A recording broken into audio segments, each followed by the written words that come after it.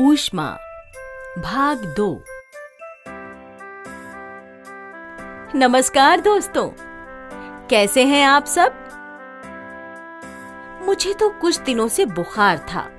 डॉक्टरी थर्मोमीटर पर तापमान 100 डिग्री सेल्सियस था, जो सामान्य से 2 डिग्री सेल्सियस ऊपर है।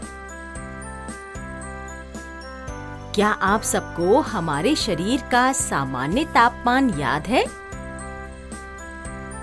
हाँ, मानव शरीर का सामान्य तापमान 37 डिग्री सेल्सियस या 98.4 डिग्री फ़ारेनहाइट होता है।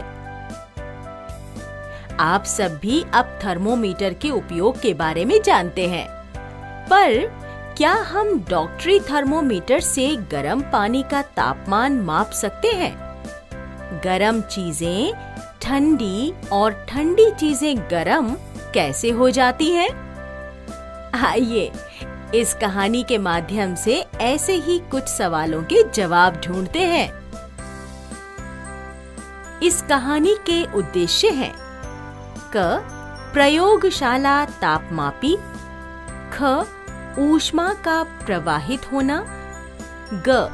चालक और कुचालक। रवि बेटा, जल्दी से दूध पी लो, नहीं तो ठंडा हो जाएगा।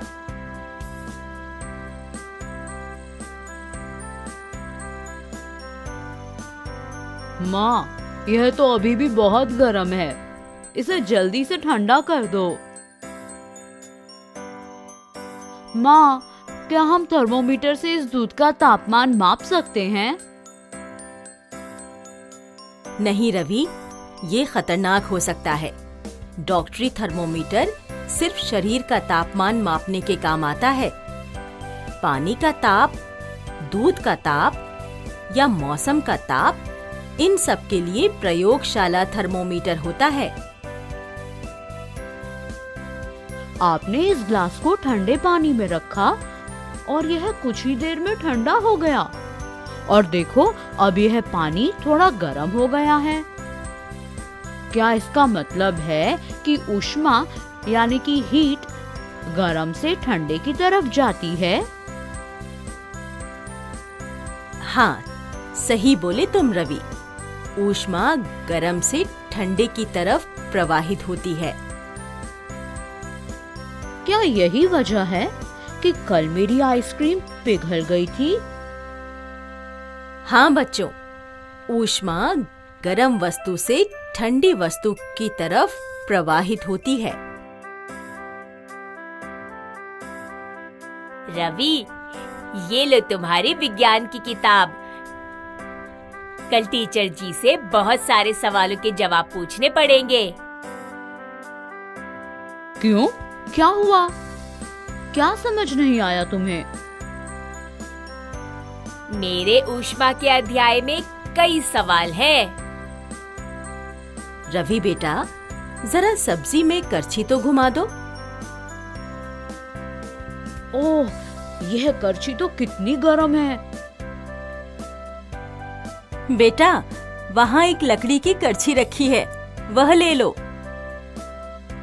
अरे, ये लकड़ी की चम्मच तो गर्म नहीं है, पर वो स्टील की चम्मच कितनी गर्म थी।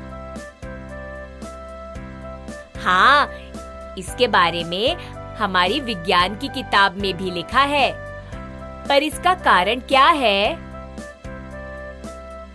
चल रमेश, एक प्रयोग करते हैं। हम कुछ अलग-अलग धातुओं से बनी चीजें लेते हैं और एक-एक करके गर्म पानी में डालते हैं। देखते हैं कि कौन सी चीज पर ऊष्मा का क्या प्रभाव होता है। बच्चों ठहरो, मैं पानी गर्म कर देती हूँ। यह देख रमेश, मैंने यह लकड़ी की चम्मच, स्टील की चम्मच, यह कैंची, ये प्लास्टिक का स्केल और यह चीनी मिट्टी की चम्मच लिया है। चल, इन सबको पानी में डाल देते हैं। ये देख रवि, स्टील की चम्मच कितनी गर्म हो गई। और ये प्लास्टिक, लकड़ी और चीनी मिट्टी की चीजें तो गर्म ही नहीं हुई हैं। यह लोहे से बनी कैंची तो कितनी गर्म हो गई है। हाँ रमेश, मैंने देखा कि जब हम बगीचे में खेलते हैं तो वह लोहे की फिसल पट्टी भी तो कितनी गर्म हो जाती है। तो इसका मतलब है लकड़ी, प्लास्टिक आदि में एक सिरे से दूसरे सिरे तक ऊष्मा प्रवाहित नहीं होती है। और स्टील, लोहा में ऊष्मा प्रवाहित होती है। सही निरीक्षण है। शाबाश बच्चों। जिन वस्तुओं में ऊष्मा प्रवाहित होती है उन्हें चालक यानी कंडक्टर्स कहते हैं, और जिन वस्तुओं में ऊष्मा प्रवाहित नहीं होती उन्हें कुचालक यानी इंसुलेटर्स कहते हैं। अच्छा, तभी कई बर्तनों के हैंडल यानी पकड़ने का स्थान प्लास्टिक के होते हैं, ताकि जब बर्तन में कोई गर्म चीज पक रही हो तो उसका पकड़ने का स्थान गर्म ना हो और हमारे हाथ ना जलें। हाँ, सही कह रहे हो। सूरज भी तो कितनी गर्मी देता है और उसकी वजह से हवा और नदी, समुद्र आदि का पानी गर्म हो जाता है। तो क्या हवा और पानी ऊष्मा के चालक हैं या कुचालक?